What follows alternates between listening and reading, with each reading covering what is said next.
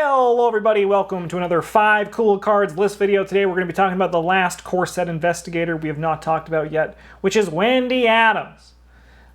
She, as you can see, she's an orphan, first off. That sucks. Well, an urchin, rather. Her dad's apparently still alive. Travis and Bryn remind me of that all the time when I say her parents are dead. Yep.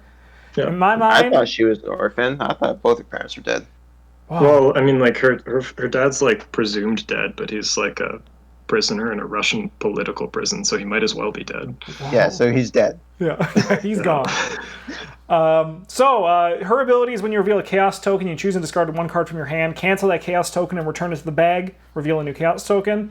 Bryn had the joke that we should just put a blank card here because every card is cool with Wendy Adams because it can eventually turn the auto-fail into a success, which is pretty sick. To turn the auto-fail into second auto-fail. Yes, that's when you're like, okay, I get it. It was meant to happen. But we have 5 cards that we don't exactly view as staples for Wendy Adams, but just cards that we think are cool and could really shine. So first up, we got Suggestion.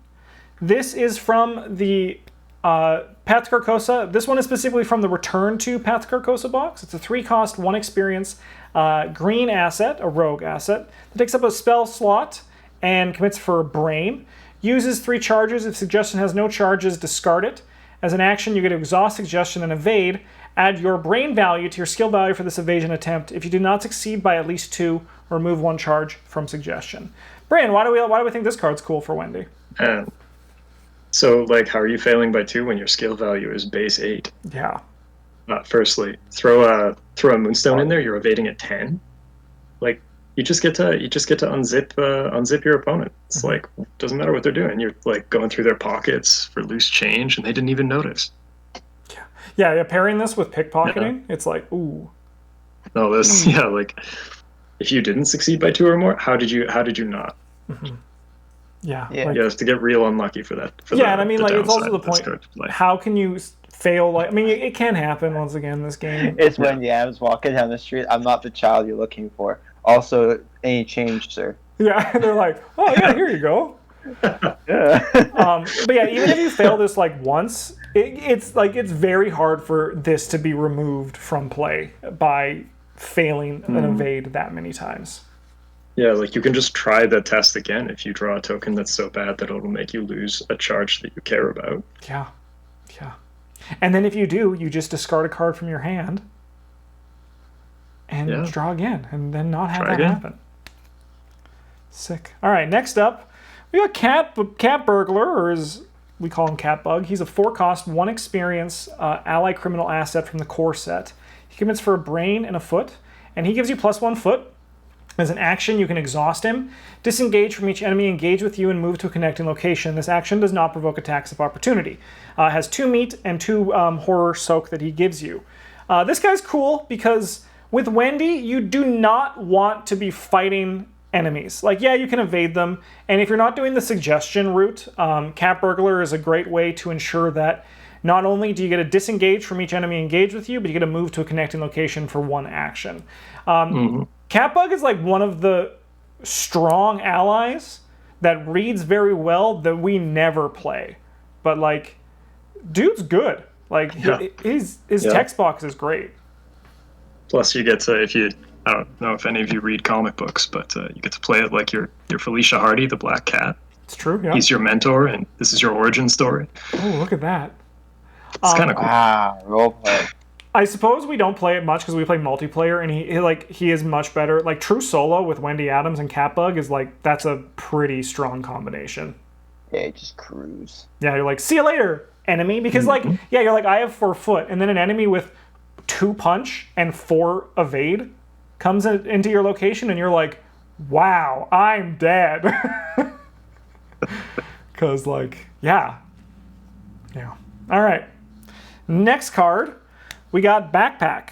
So this is from the Forgotten Age and Return to Forgotten Age. This is particularly the Return to one. 2 experience, 1 cost that takes up your body slot. That's an item, commits for a fist and a foot. As a reaction, after an enters play, search the top 12 cards of your deck for up to 3 non-weakness item or supply cards and attach them face down to Backpack. Shuffle your deck. Cards attached to Backpack may be played as if they were in your hand. If there are no cards attached to Backpack, discard it. Bryn, why is this one cool? Well, you can use it to find your amulet. So if you're playing an amulet-centric build, it's probably worth investing XP into these. It's 12 cards. It's almost like getting to put extra copies in your deck. Yeah. That's the way you look at these with that one. You're just like, that is another copy of my amulet. Yeah. It's also really solid if you're playing like a scavenging Wendy deck where you're just like, I have picked up a big pile of items and I'm going to throw them into the grinder. Yeah. You can't commit them to things, but you can dump them into play. And odds are good that if you've got cards in a scavenging deck, you've also got ways to throw them away too. Yeah.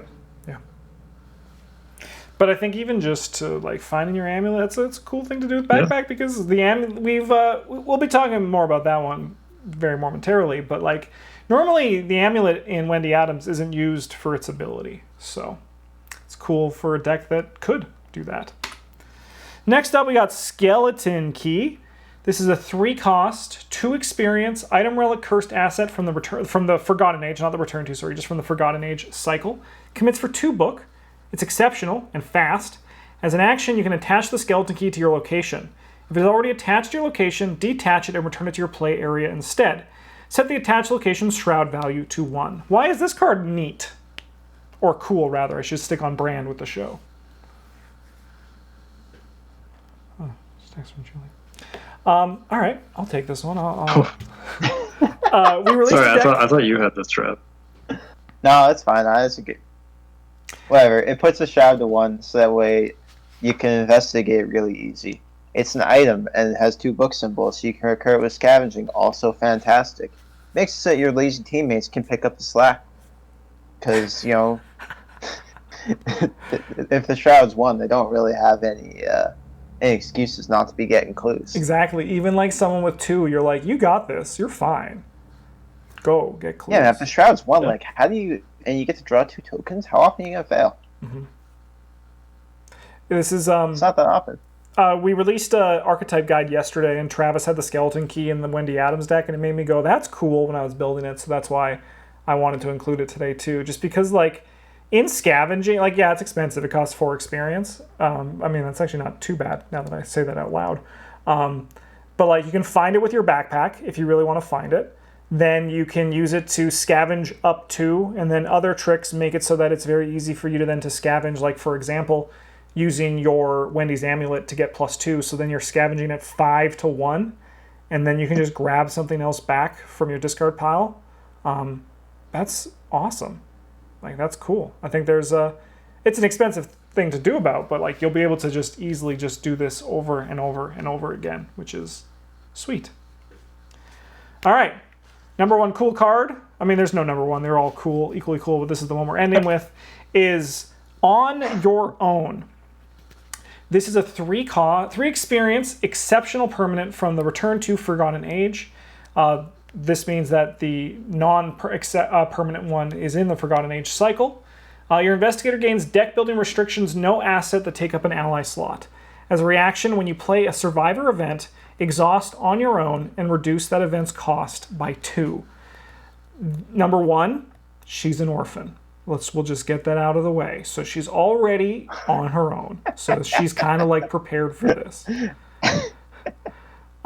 Number 2, she'll benefit from this card. I think this is what Travis was saying when we were making this list, and I agree. I think of all of the survivor investigators, she would benefit from this the most. Like Patrice wouldn't care because she's kind of just all improvisation. With Will Yorick, you kind of really want a beat cop in play. A lot of other investigators, they like love Pete Sylvester. Granny Orn's also incredible. I mean, like, there's a lot of strong allies in red, but Wendy Adams, I think, would... she doesn't really need an ally. Like the other ones, they really want one. She can get by on her own because, once again, she's an orphan. But this also allows you to kind of focus around building around your amulet, which is... I don't think any of us have played that deck here.